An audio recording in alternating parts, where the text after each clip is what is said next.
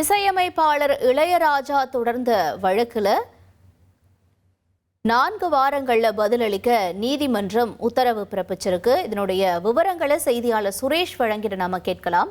சுரேஷ், வணக்கம். இளையராஜா தரப்புல இருந்து என்ன வழக்கு தொடரப்பட்டிருந்துச்சு, மேலும் இப்ப இந்த வழக்கினுடைய நிலவரம் என்னவா இருக்கு? வணக்கம். அதாவது நடிகரும் இசையமைப்பாளருமான ஜிவி பிரகாஷுடைய நடிப்புல கடந்த மார்ச் மாசம் ஹாப்பி ராஜ் அப்படின்ற ஒரு படம் வெளியானுச்சு. இந்த படத்துல நடிகர் ரஜினிகாந்த் நடிப்புல இசையமைப்பாளர் இளையராஜா இசையில முரட்டுக்காலை படத்துல இடம்பெற்றிருந்த பொதுவாக என் மனசு தங்கம்ன்ற பாடல் பயன்படுத்தப்பட்டிருக்கு. இந்த படத்துல இந்த பாடலை பயன்படுத்துறதுக்கு தடை விதிக்கணும், இந்த பாடலை நீக்கணும் அப்படின்ற கோரிக்கையோட இளையராஜா தரப்புல உயர்நீதிமன்றத்துல வழக்கு தாக்கல் செய்யப்பட்டிருந்தது.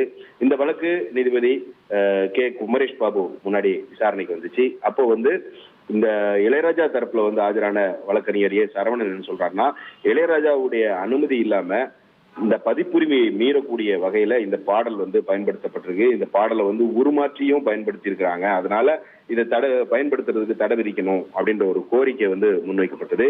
இந்த வாதத்தை ஏற்றுக்கொண்ட நீதிபதி ஹாப்பிராஜ் படத்துல பொதுவாக என் மனசு தங்கம் அந்த பாடலை பயன்படுத்த தடை விதித்து உத்தரவிட்டிருக்காரு. அது மட்டும் இல்லாம இந்த மனுவுக்கு பதிலளிக்கும்படி படத்தினுடைய இயக்குனர் தயாரிப்பாளருக்கும் உத்தரவிட்டு இந்த வழக்கினுடைய விசாரணையை 4 வாரங்களுக்கு நீதிபதி தள்ளி வைத்திருக்கார்.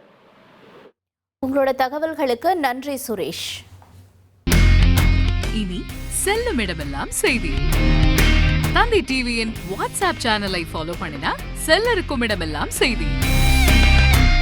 இதோ QR கோட் இப்பவே ஸ்கேன் பண்ணுங்க, ஃபாலோ பண்ணுங்க.